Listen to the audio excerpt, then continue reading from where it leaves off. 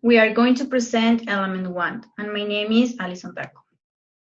First of all, we need to know what is psycholinguistic. That is divided into words, psychology and linguistic. Psychology is the study of the mind and behavior, meanwhile linguistic is the study of the language.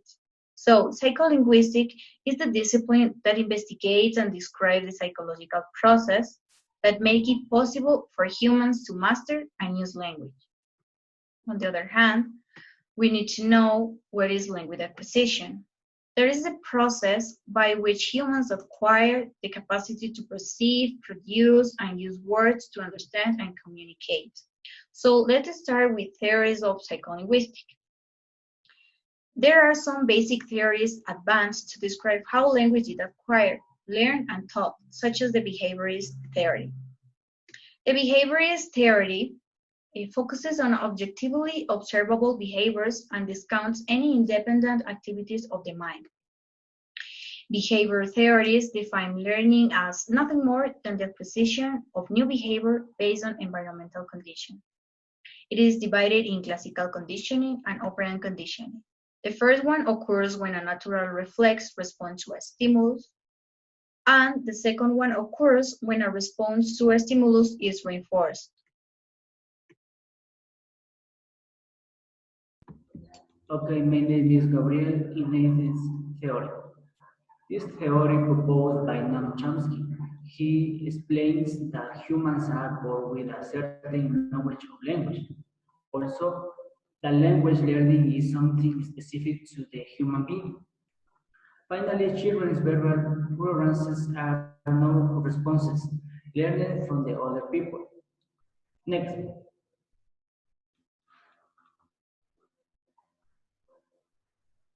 Cognitive theory. The cognitive theory of learning determines that a different learning process can be explained.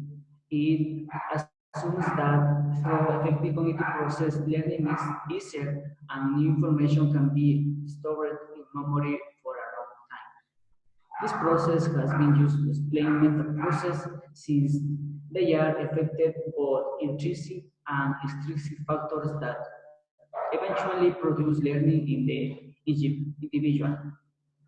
Finally, in contrast, ineffective cognitive process produce learning difficulties can be observed through an individual's life. Thank you.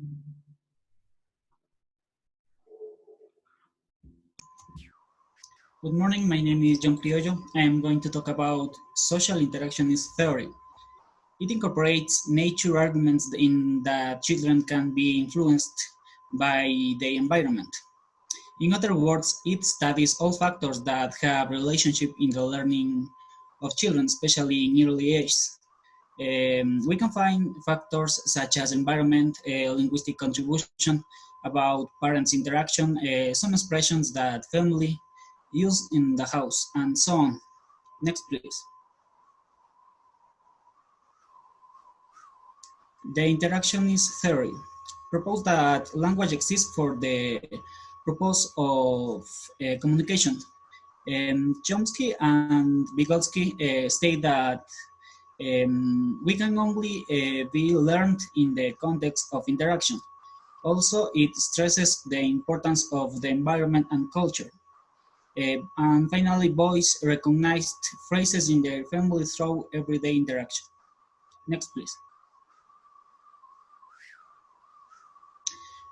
Other topic very important is usage-based theory. It consists in that children build up their language through very concrete constructions. It refers to children build their own knowledge through acquisition or learning. Also, it has the relationship with token frequency and type frequency. Thanks. My name is Paulina Chicaiza. Optimality theory. This theory was proposed by Prince and Smolensky in 1993. It suggests that the observed forms of the language arise from the interaction between conflicting constraints. A constraint is a structural requirement In this theory, the sense of language learning and language acquisition implies the classification of the constraints from the initial state of the grammar to the language-specific ranking of the target language. In this theory, the language acquisition is a process of adjusting the ranking of these constructions. And next, please.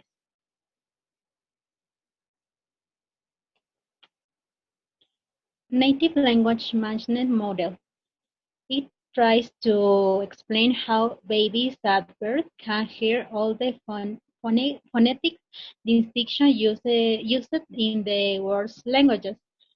In phase one, babies are capable of differentiating all the sounds of human speech, and abilities are derived from their general auditory. Phase two. Thanks to the baby's sensibility, experience accumulates and the representations most often begin to function.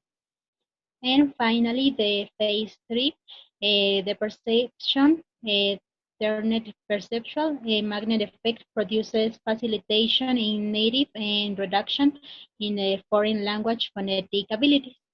And that's all. Thank you.